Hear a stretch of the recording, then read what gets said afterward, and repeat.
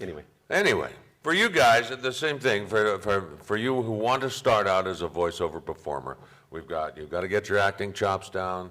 You got to get your voice chops down and how to train your voice so you don't burn it out in 6 months. The other thing that you have to have is, who do you connect with when you want to embark on this career? Well, first off, you have to get a demo. And you can make a demo at home. Nowadays, we've got GarageBand, we've got Cakewalk, we've got Finale, we've got every kind of studio software in the world. In my day, you had a tape recorder and a microphone, and good heavens, if you can find a quiet spot to record, you could probably make a demo. Now you can make a whole production with music and sound effects and talk to yourself on multiple tracks and do all kinds of things. So it's a lot easier these days to make a demo reel to put out there. And you don't have to spend a fortune at a studio to do it. You can do it at home on GarageBand. I recommend GarageBand because it's idiot-proof. It's really easy to use, and I can use it. And I use it a lot, I gotta say. So do I. Yeah, it's a tremendous thing. So what do you put on a demo tape? Well, first off, we got to determine what your range is. Do you have a big voice, a little voice, a wide, thin, reedy? Everybody has a marketable voice. Before you say, I don't have the voice of God, therefore I can't be a voiceover performer. Wrong. Wrong. Listen to the radio, listen to TV. Yes. Listen to the cartoons. There's one or two guys who have voices like mine, and then there's a gazillion guys who have voices like Sam Vincent. I don't know if you know Sam. He does a lot of shows like Robots and a lot of the anime shows and Ed, and Eddie and things like that. And all those voices are like these really tiny little voices, but it's his own voice.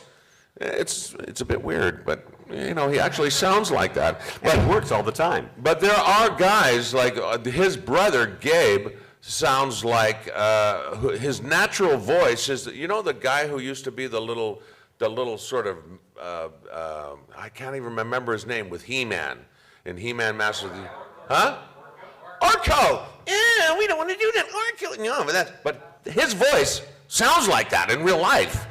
I mean, if he can get that job playing Orko, and actually has had a pretty good career in voiceover, so don't kid yourself.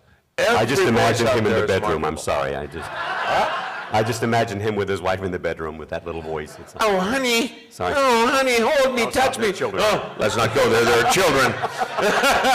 Wait, I was just having a moment there. Pardon me, my improv just went for a little crazy. Close your ears, you filthy thing. Okay. Anyway, so it doesn't matter what kind of voice you have. It's what's behind the voice. If you got the heart, you got the passion, you got the intent.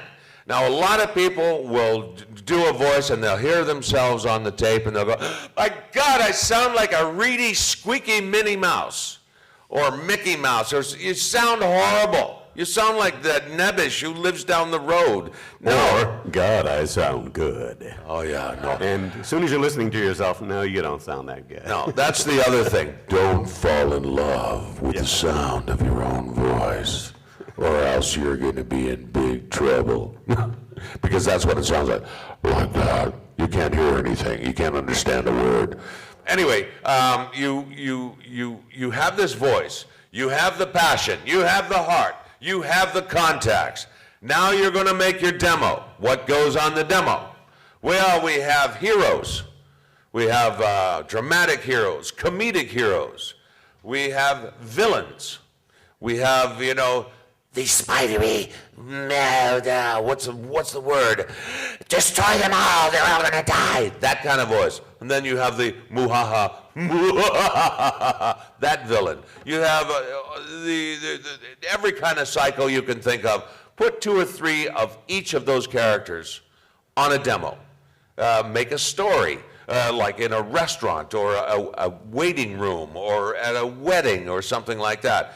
You go Monster's wedding or Smurf's wedding, or, you know, and you get those characters. You get 3 heroes, 3 villains, and a few sidekicks, and then some ancillary characters like the butler because they all get voice too. Every voice that you hear is a character that gets paid. Not just the leads, everybody on the tape gets paid. So those little voices count too. So now you've put them all into your demo, you've got a story, it's not more than 3 minutes long, and you've made copies of your tape or your CD.